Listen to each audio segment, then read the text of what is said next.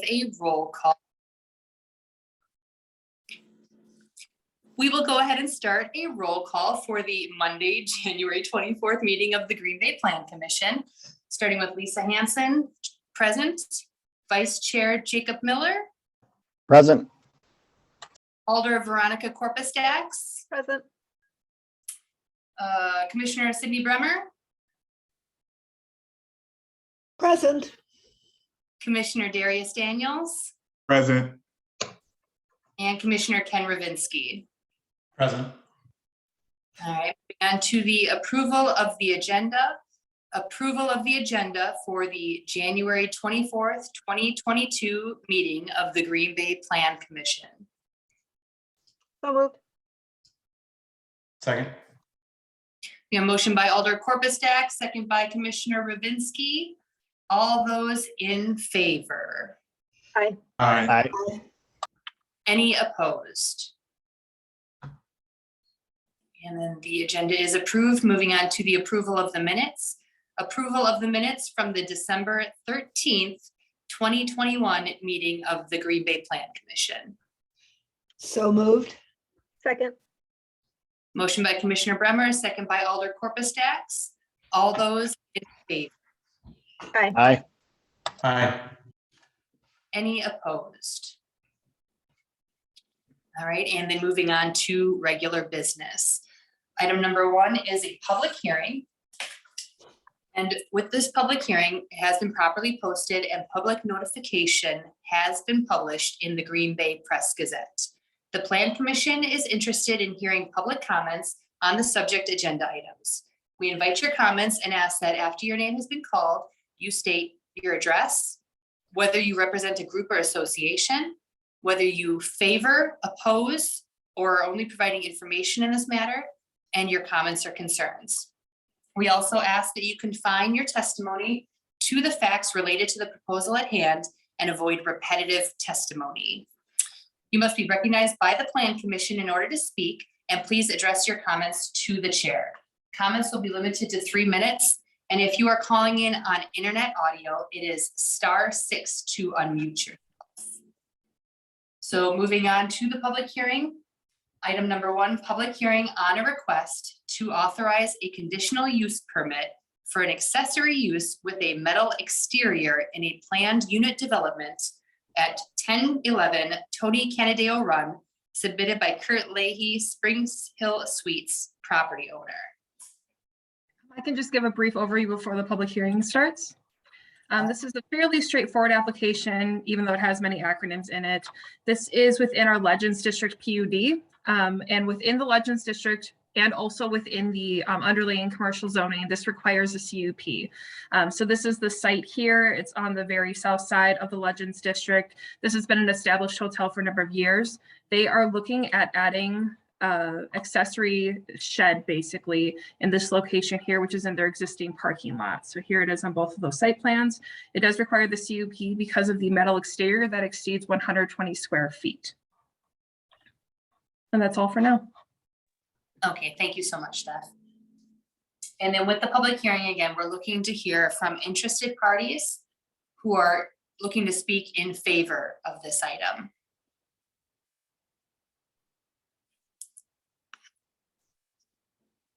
And if I don't see you, please feel free to speak up, unmute yourself, and go ahead. Looking for interested parties that are in opposition to this item. Looking for parties who are looking to provide information only. Is there anyone wishing to speak? Is there anyone wishing to speak?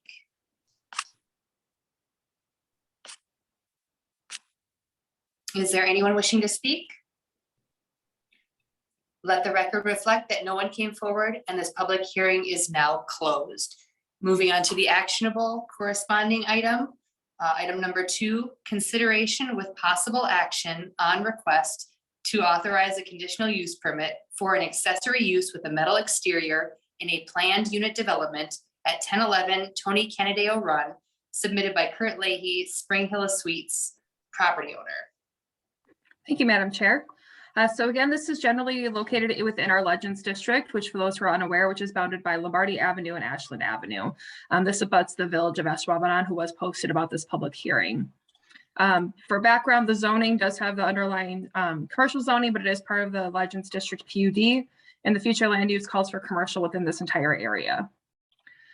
The site plan, which may be a little bit hard to read on this other one here, but generally shows that it will be on the side yard that's next to the adjoining restaurant and bar.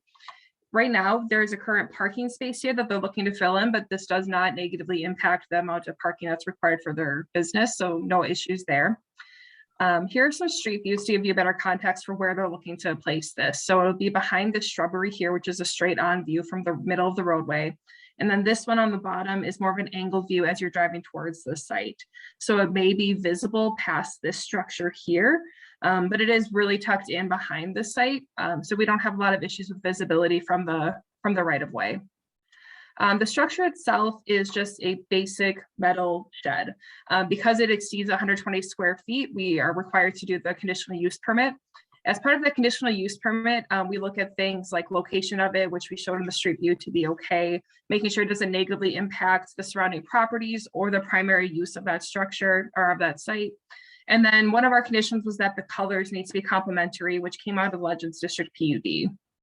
The PUD doesn't really discuss accessory buildings very often, but it does just give some clearance about metal structures, that it shouldn't exceed 20% of an entire building, but we view that as the primary building shouldn't exceed 20% of metal facing. So even within the entire structure, if you're looking at all the facades within this property, it still won't exceed 20%. So staff is comfortable with this moving forward. It's hard to tell here, but they're looking to use, I believe it's the beige and brown, clay and brown, which is basically the exact same color scheme that they have for the primary structure. With all of that being said, we are looking to recommend approval here. The colors I did not have at the time of the drafting, but I've received them after from the applicant. So we are satisfied with the color scheme that they're moving forward with. And then just our basic compliance with our other regulations that we have for all CUP languages. Okay, all right, thank you so much, Stephanie. And then now the question, you said that they would not have needed a CUP if it was 120 square feet. Is that what I'm hearing? Yes, it's the accessory metal structure over that amount that would have required the CUP. Okay, so that's like, I mean, that you're talking like a 10 by 12 foot structure, and then this is 12 by 16. 12 by 16. So it's just over that amount, but because we want to make sure, especially in such a high development area, that we're really dotting our I's and crossing our T's here. Right, okay. All right, just wanted to clarify that. Thank you. I would move to approve. Commissioner Bremer, did you add?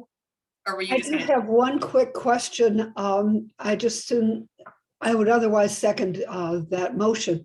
Steph, do you know if they plan to keep the trees that are right along where that new accessory building would go? They're required to show that on the site plan that they've submitted for this application. They would have to show it on the site plan submitted to our building inspection. But from what I understand, there's no intention to change anything other than removing 2 parking spots to add this shed. So it should be the only changes. Excellent. With that understanding, I would second Commissioner Daniels' motion. It was Commissioner Ravinsky, but I like Thank it. you. You appreciate it. Okay. Thank you anyway. Hey there. Again. Commissioner Ravinsky and a second by Commissioner Bremer. Was there any further discussion amongst the commission or questions for staff? All right, hearing none, we'll go ahead with a voice vote. All those in favor? Aye. Aye. Any opposed? All right, and then that will move forward then to the next city council meeting, which is. Anyone have a February 1st, I believe. Thanks, Dale. All right, February 1st. Yeah, we'll write that. Okay, all right, perfect. I didn't have a calendar handy. All right, so that will move on to Common Council for February 1st. And moving on to item number 3, public hearing on a request to authorize a conditional use permit for a two-family dwelling in a low-density residential district at 207 South Locust Street, submitted by Shannon Malott on behalf of James Seidel, property owner. I could do another overview if you all would like. Thank you, Steph. Subject property here is 207 South Locust, generally bound Shawano on the north here, and Military is just off the screen to the left. This is in a predominantly single-family area, both by zoning and by future land use. They are requesting to go from a 4-family, a 4-unit, down to a 2-unit. This will be further explained with the site plan going forward, but the conditional use permit is to allow a 2-unit within the R1 district. Okay, thank you so much. And then with this public hearing item, we are looking to hear from parties who are looking to speak in favor of the item. Hi, I'm Shannon Malott. Am I supposed to, did you mean for me to talk? You certainly can make a statement right now if you want. Otherwise, we might have questions for you on the actionable item on the next thing. But if you want to make a statement right now, you certainly can if you just state your address, please. Okay, I don't really have anything to say except please let me do it. All right, can I get your address, please?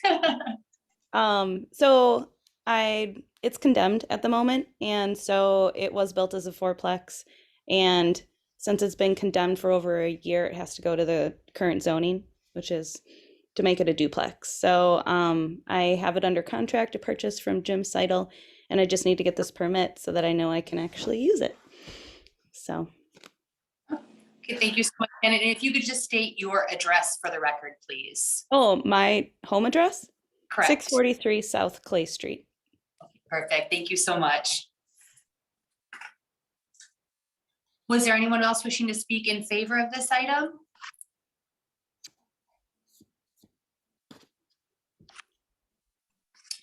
Is there anyone wishing to speak in opposition to this item?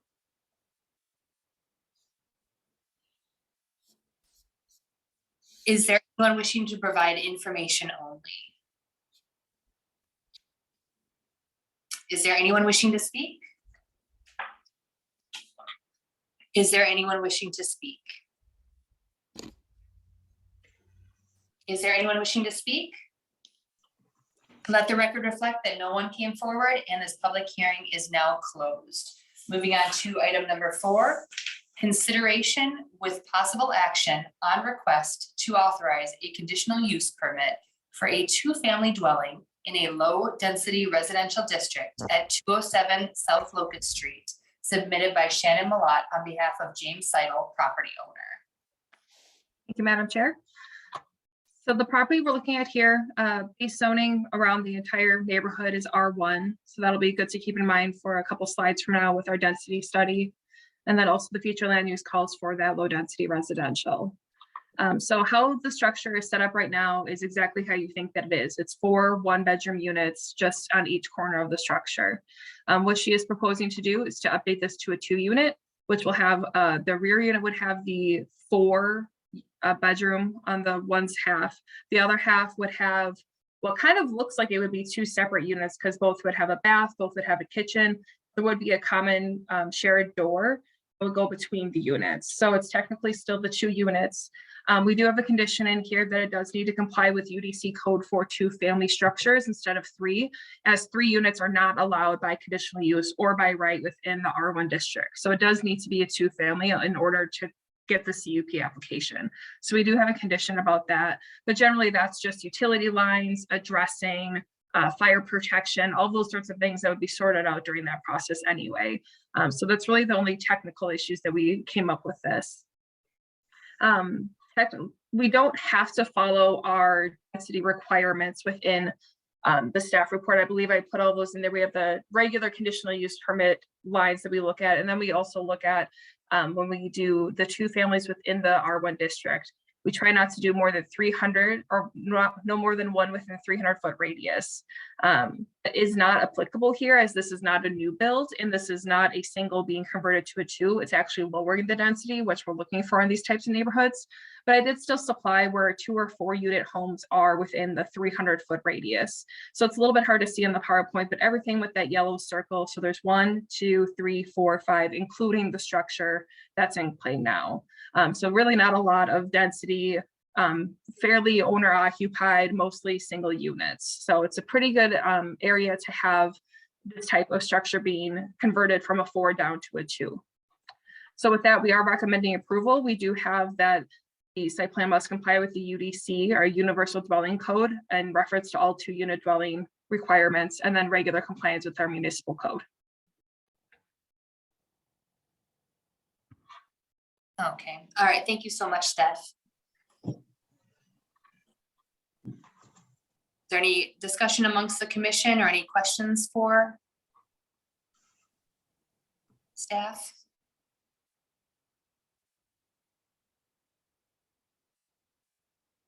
I would like to thank Steph for providing the very useful exhibit on density. And with that in mind, I will move approval. Second.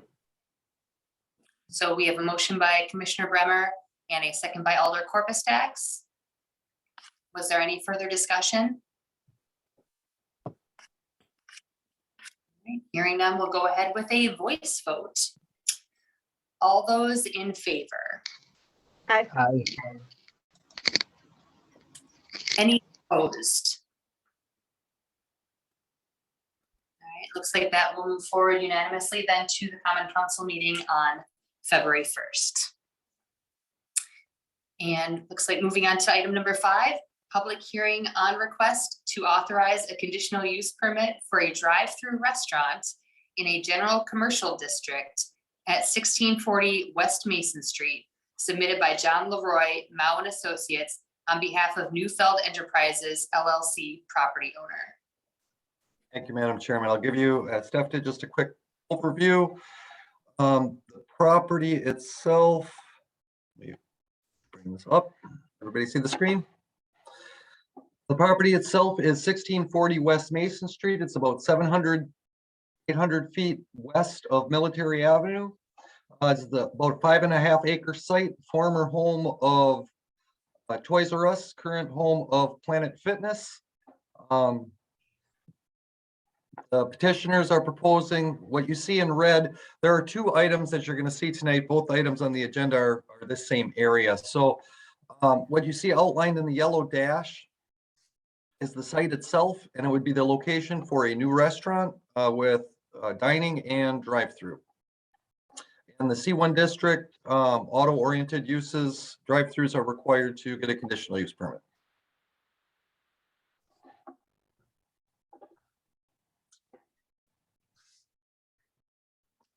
Okay. All right, so now with that public hearing, thank you, David, for that overview. It was just quick. You still have the other.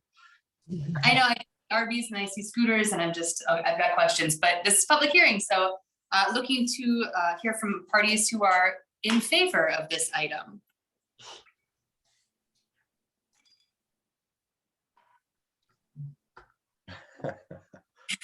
I did see that hand from the scooters guy there. That was. Is there anyone looking to speak in opposition to this item?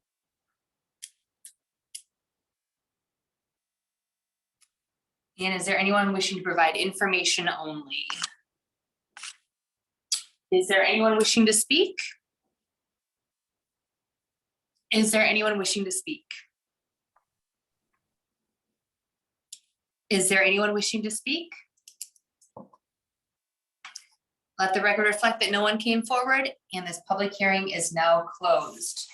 Moving on to the actionable item, item number 6, consideration with possible action on a request to authorize a conditional use permit for a drive-through restaurant in a general commercial district at 1640 West Mason Street, submitted by John Leroy, Mao and Associates, on behalf of Neufeld Enterprises LLC property owner. Thank you, Madam Chairman. I'll get a little bit more into it now. So as just kind of talked about, the site itself is about 5.5 acres. It's L-shaped, it actually, and it's a little bit off my screen here, but it actually comes out onto, I believe that's Rutgers Road up there. Then it comes down and connects to West Mason Street. So this is the site itself, again, about 5.5 acres. The property owners and petitioner are interested in splitting off this first or the southernmost little over an acre section of the parking lot, the underused parking lot. And then there's 2 petitions this evening. The first one is for an Arby's restaurant, which would go on the eastern side of this cutout piece. It's just a little bit better view. You can see the Planet Fitness building. You can see that L-shaped piece back here. It is a detention facility for stormwater right now. And then you can kind of see it's just sort of a very large surface parking lot, no islands, generally underutilized. And this is just a shot from the intersection. So you can kind of see at this time it was still Toys R Us, but again, not a very great difference from Mason. There are 2 main entrances leading into the site. One is across the street from Mitchell, which is this main driveway. The second is to the west, and another not quite a substantial driveway, but another main driveway kind of flanking this development area, so to speak. The site itself has a comprehensive future land use designation for commercial, which is consistent with the CUP request. The zoning is C1, which is kicking in the conditional use permit request.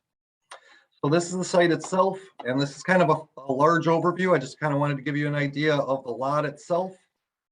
You can see the 2 individual lots proposed to be split off of the southern part of this lot. The one we're talking about, this item, is the Arby's lot, which is this one, the larger one, about 0.85 acres. I'll get a little bit closer so you can get a better look at it. So the site itself, the building is about 2,600 square feet. It has a drive-through, which 2 drive-throughs actually. So you would drive through the southern part of the building, southern facade of the building. You could go to either of these 2 drive-through locations, and then you come back to the pickup window on the north side. It does have a customer entrance, I believe, on the south and on the west facade, or at least a door. There are 28 parking stalls on this site associated with the use, and sort of a larger area off of this internal drive aisle that would be no parking loading zone. There is a pedestrian crosswalk hatched in over the parking lot and drive-through that goes in between the 2 handicap stalls to the south. And that is the basic operation of the building. It has both sit-in and drive-through service.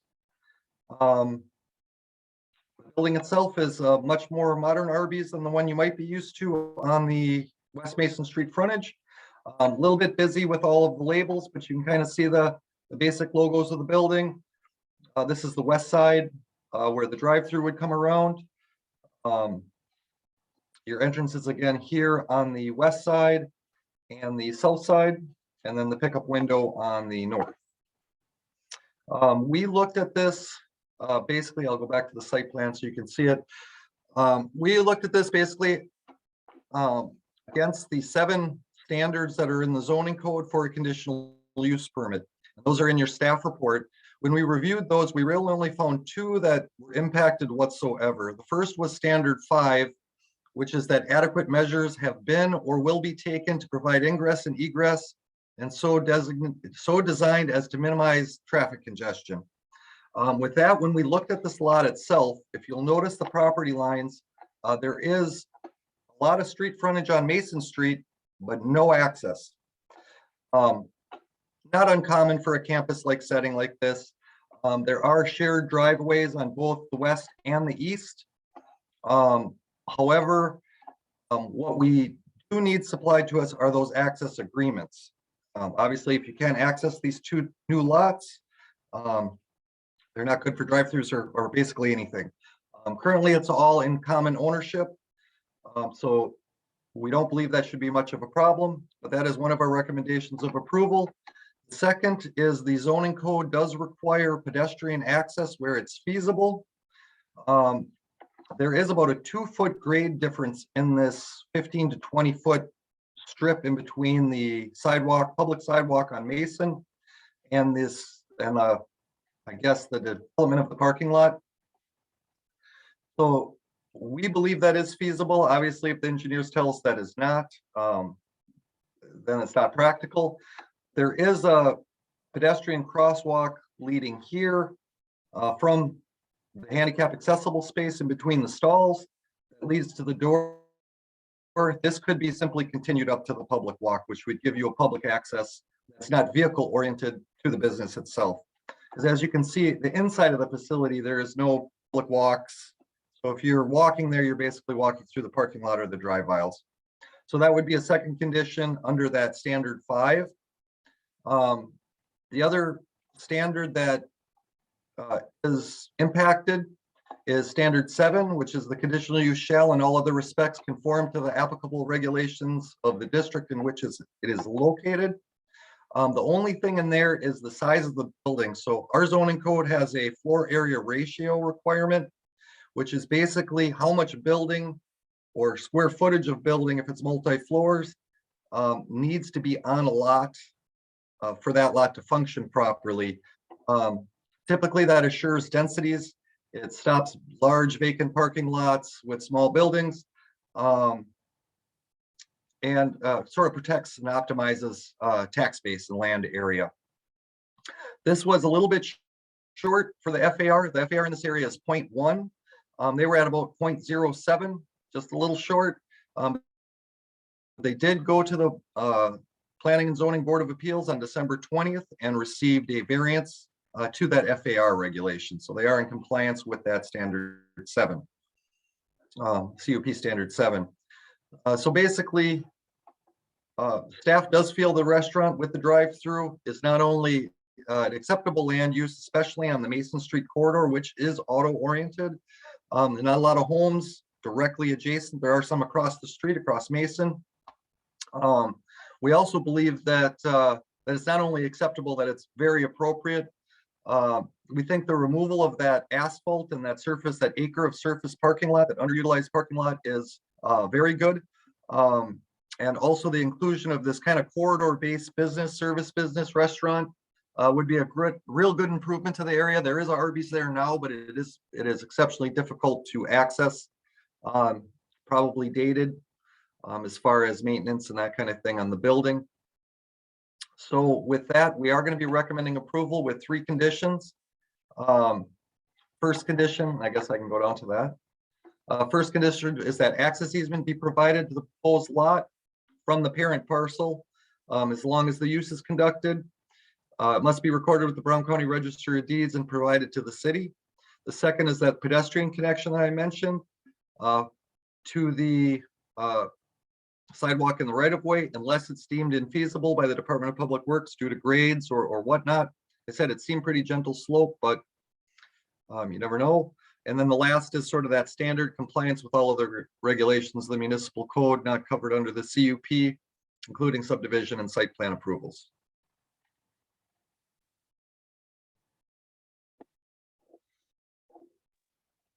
Okay, thank you so much, Dave. Yeah, I was wondering, I was curious about the other Arby's, but yeah, I mean, I remember that Arby's being around when I was a little kid. It's been around a while. Been around for a while, yeah. Great restaurant though. Dave, do they plan on moving the sign from the other Arby's? That thing, that's a pretty cool sign. We have inquired, but I don't know. Not that We currently, changes my decision, but it'd be cool Yeah, to see that saved. and just for some background on that, I have asked Jason Flatt, our historic preservation specialist, to take a look at the Arby sign and see if it's a historic sign in itself. And if it is, then we're going to investigate possibly a very low interest loan for maybe the relocation of that sign, but that is really nothing to do with the CUP, but we're looking into that. Ken. Yes, it is a cool sign. Was there any more? Chair? Go ahead. I'm sorry. I'm sorry, Alder Johnson? Go Yes, ahead. yes, thank you, Chair.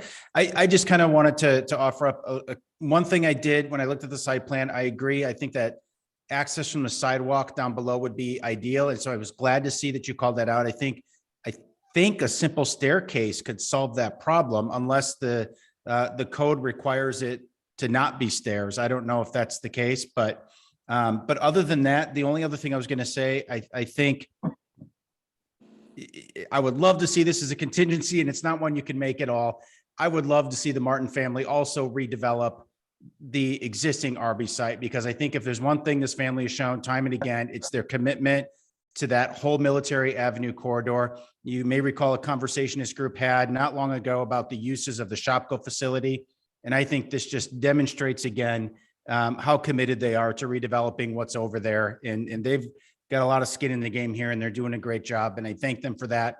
Getting rid of that huge sea of asphalt that has, I mean, we've seen this, you know, from the 70s and 80s, these developments that have created these huge oversized parking lots. There's a much higher, better use, not only from a tax base perspective, but a use and design perspective. And so I really love the way that they've carved that out. And I think this is a good development. Thank you, Alder Johnson.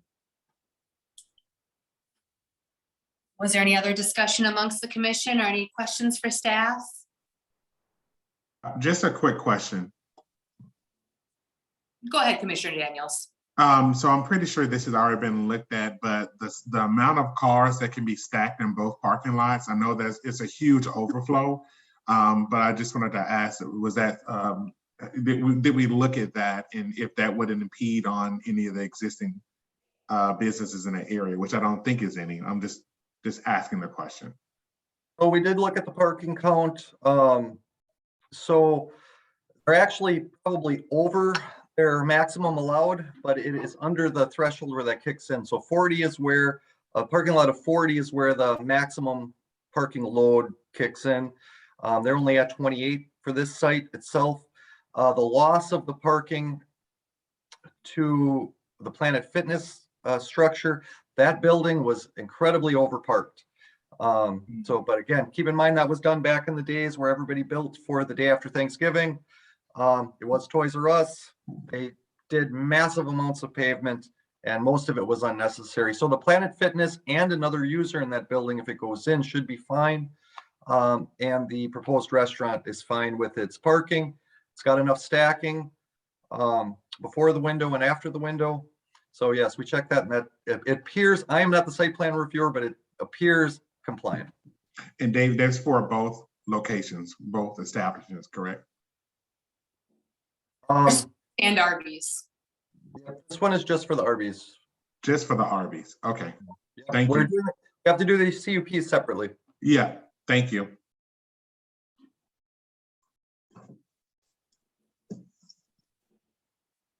I would make a motion to approve with the 3 conditions that staff has laid out.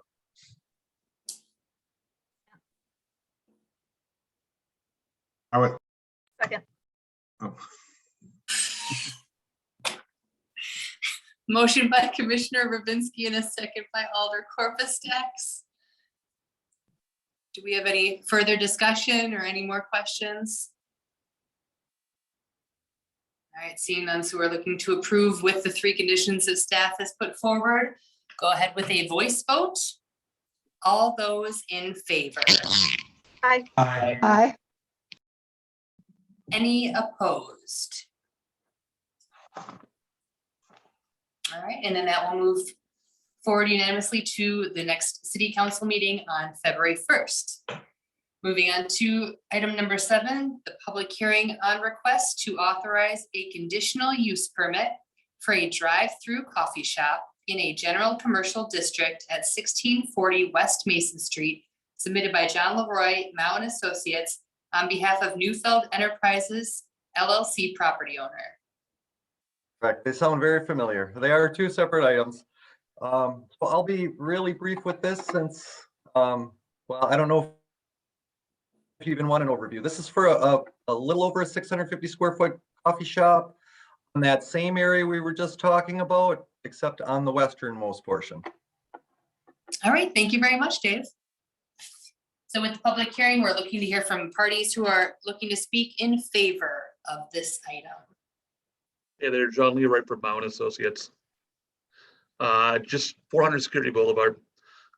Just wanted to note for the discussion here, that'll be posing the question.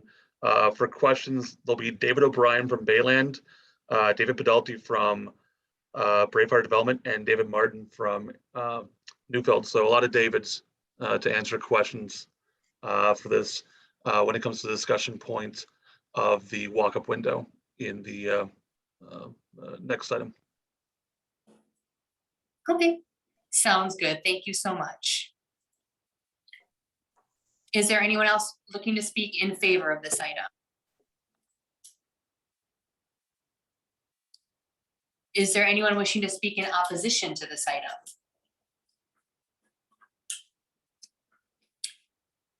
Is there anyone wishing to provide information only? Is there anyone wishing to speak? Is there anyone wishing to speak? Is there anyone wishing to speak? Let the record reflect that no one came forward and this public hearing is now closed.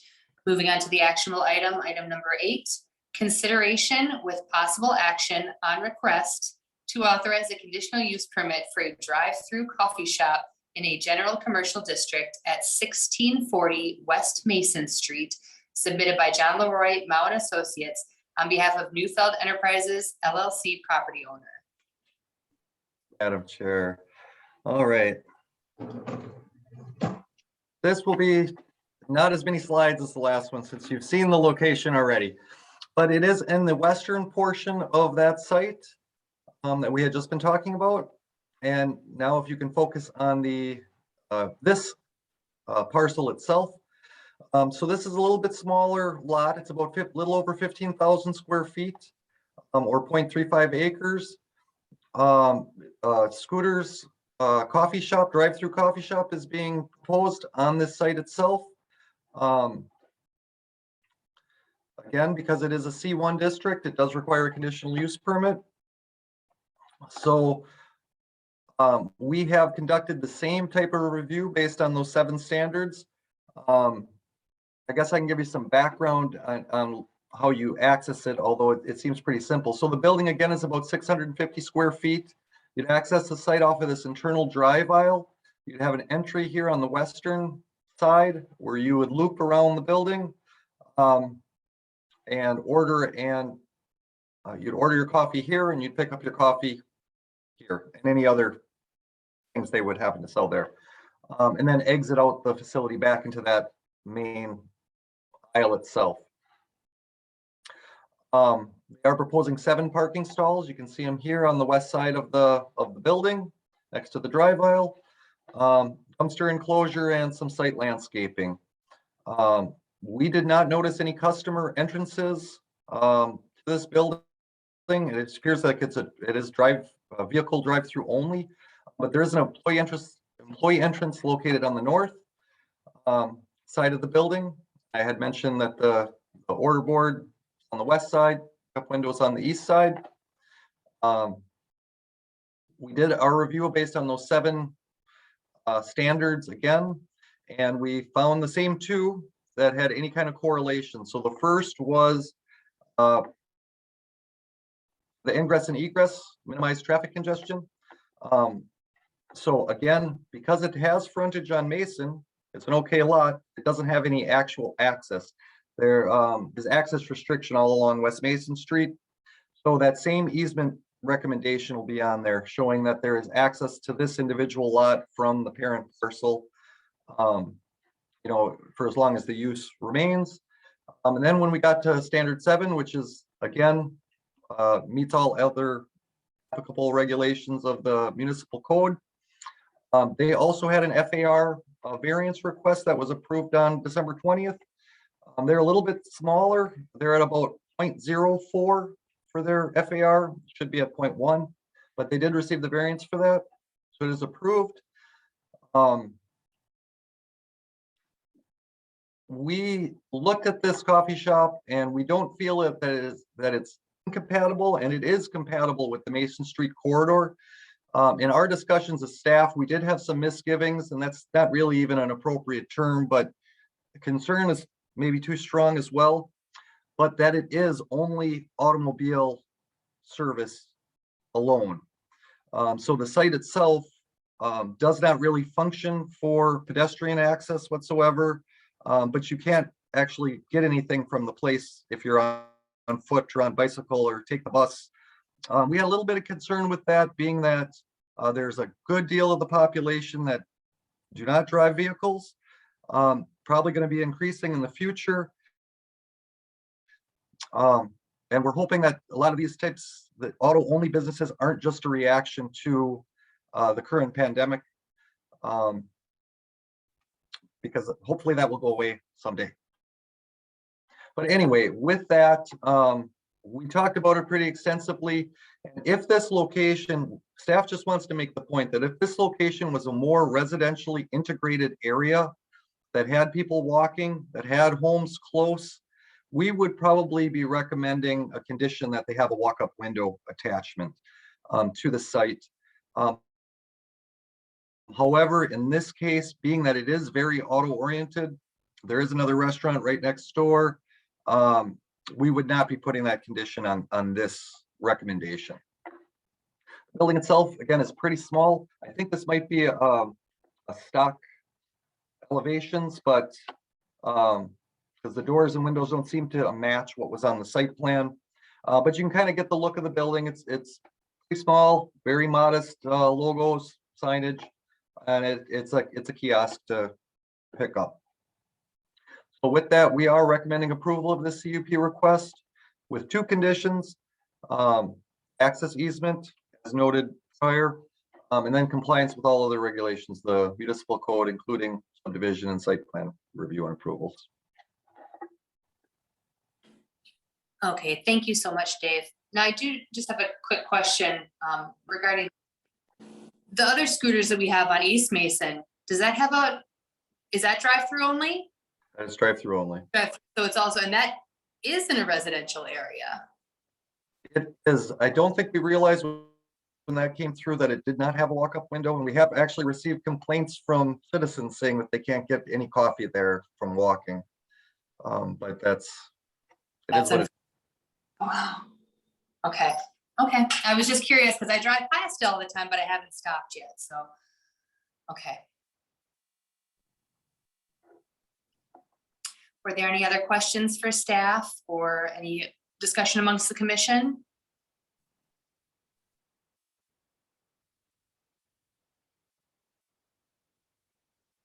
I will say here that I visited the other location several times, and I'm really impressed. I'm gonna do a Commissioner Sid Brimmer here.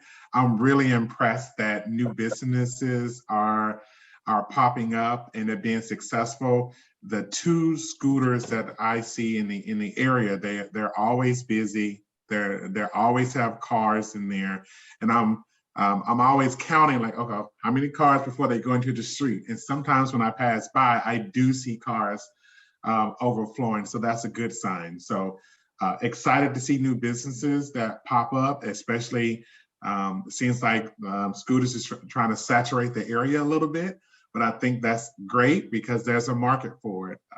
So that's it. So I think it's good to see new businesses come into the community, especially during this time. Thank you, Commissioner Daniels. Hi, this is Dave Penalty with. Dave, I'm sorry, the floor is not open right now, but we will let you know as soon as, I guess we probably need to open the floor. I would Make a motion to open the floor. Second. All right, so motion by Commissioner Ravinsky, a second by Commissioner Daniels. And now the floor is open. So if you could state your name and address for the record and go ahead with your statement, please. Yeah, I'm sorry about that. Dave Penalty, Braveheart Development, but obviously DBA Scooters Coffee. Thank you, Commissioner Daniels, for those comments. I would just say Hindsight 2020, if there is an area that a walk-up window makes sense, we always want to do what's best for the community. I know David O'Brien's on the call with scooters. We just have 4 that are open right now. But obviously we're opening quite a few more, so I don't have the breadth of experience he would have. But I would tell you that it does at times inhibit your ability to service customers quickly. And if you look at our review scores on Google or internally, the tough part for us is it's a hard balance, right? Because I think most people in the community, and this is just for everyone on the call's benefit, we want to be good citizens and good partners with any community we're in. But I think that it does inhibit our ability to go quickly. And that's the way it's set up. We've all been to Starbucks competitors, other stores, and really our main business model is to get people in and out quickly. And I think when you look at La Java or Joe to Go or a lot of the other kiosks that maybe weren't as successful long-term in the area, Scooter's business model is much different. And a lot of those businesses that were set up at the end of a mall or in a parking lot were set up where you'd have to wait 10, 15 minutes to get your drink. And it was set up in a smaller building, smaller capabilities. And really that's not our intent. The reason they don't back up a lot in the other roads in a Schwabenon or East Mason is because we try to get people through very quickly and on with their day. So if it's ever possible, Scooters does have a coffee house model where there is internal seating, but it has to be the right area. Obviously, as a business owner, we're still in business to make money. And if it's an area where that's not feasible or the traffic counts or demographics don't support it, then we can't do it. Certainly, we try to do that when possible, but especially in a location like this, we just, ourselves and Scooters didn't think it was very feasible. And actually, based on the amount of cars that go through there, I almost think at times it could be unsafe, even with a walkway. Some of the stores are doing 60, 70, 80 cars in an hour, and that's a lot of traffic through there. And it makes me concerned that someone might not be careful and that traffic to the building would actually be a risk for the customers. Just because of the size of the building and the size of the lot, right? But yeah, so anyway, I know I'm getting long-winded. Everyone wants to get off the call. I just wanted to thank everyone for their support. We're happy to be a part of the community. And certainly where possible, we want to do right by whatever's best for the community. Thank you so much, Dave. I'm sorry, you go by David or Dave? Either way, I've been called worse, right? Yeah, I do feel like with this location that, a walk up or dine in is not as feasible, but man, that would have, I can see like a little coffee shop over on that East Mason location, and I could see how that could have been really popular too, but. You know what, I won't make any promises, but we're actually looking into how we could modify that because I too didn't know the area well enough. And I think if I had it to do over, I would certainly offer that. The David from Scooters might not want to hear that because it does inhibit your ability to service customers quicker. But I think that it's such a neighborhood store. We're actually working on how we can modify it to allow for a walk up. Because you're absolutely right. It's more of a, we're like a store of the community in that area, and the people are so excited we're there. I think we could do better servicing them. So we are looking into that, and we're running some projections now if it's something we can do this spring. If not, spring of 2023.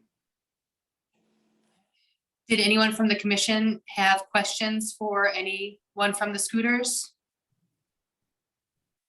Or any other questions that you had?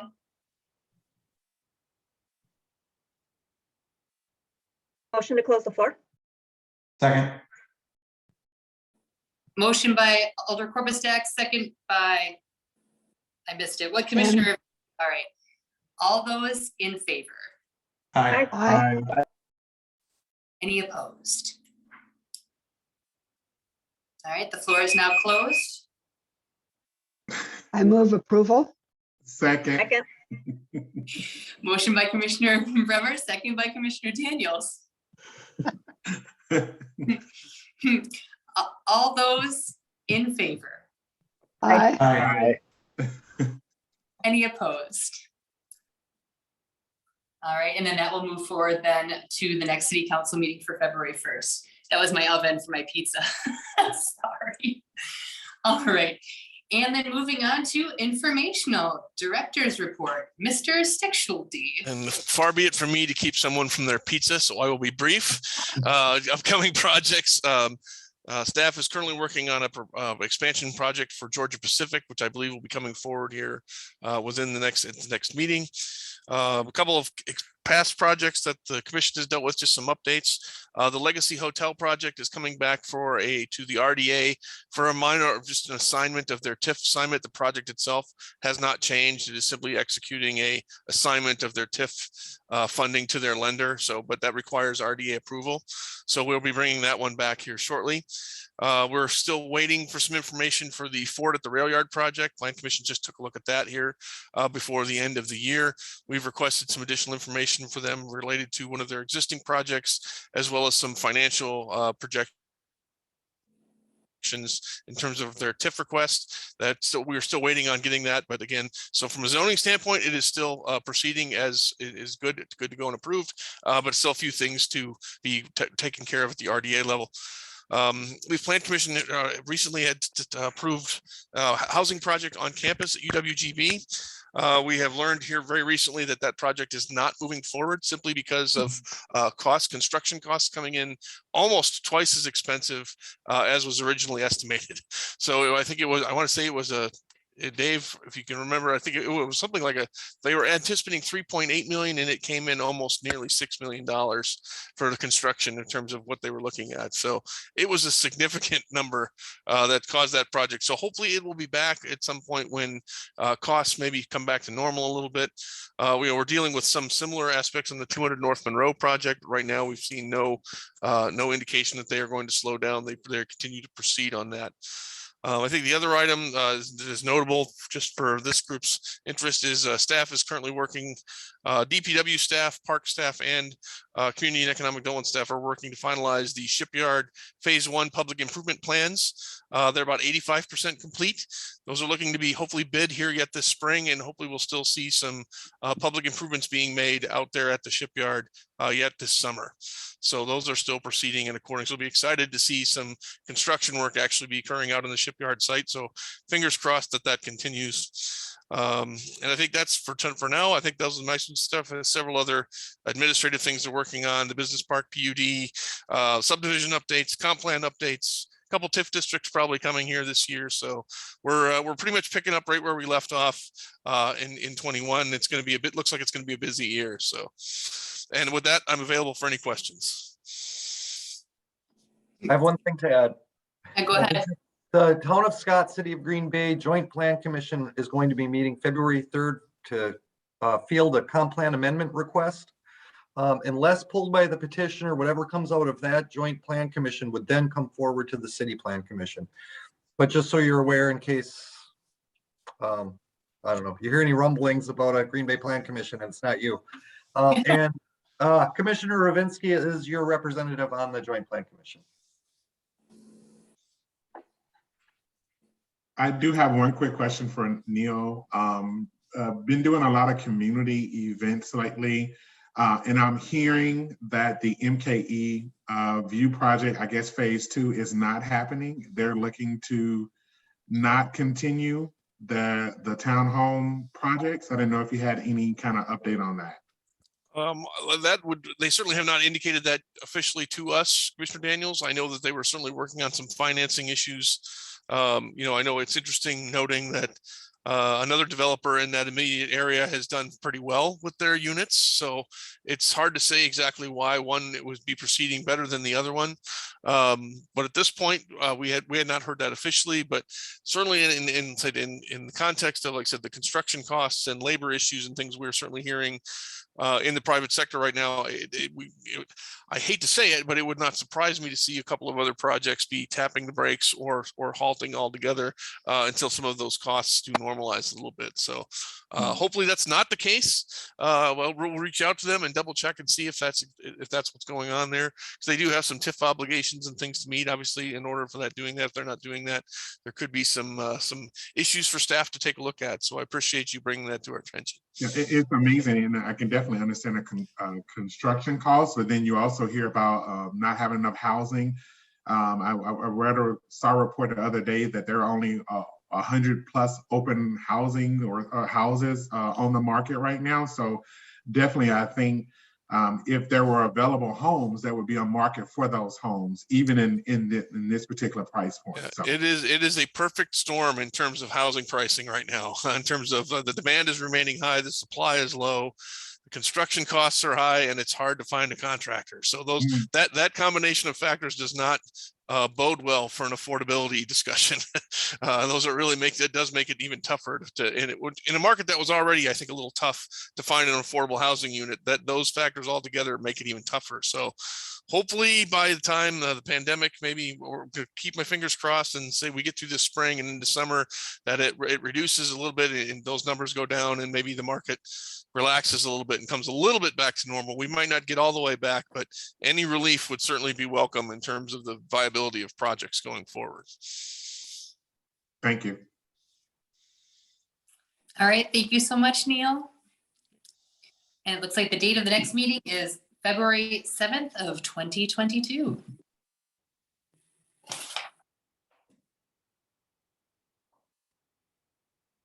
A motion to adjourn, I believe, is in order then. So made. Second. Motion by Commissioner Bremer, second by Alder Corpus-Dax. All those in favor? Aye. Aye. Any opposed? All right, we'll see you guys all February 7th. Bye, everyone. Bye, everyone. Bye. Ciao.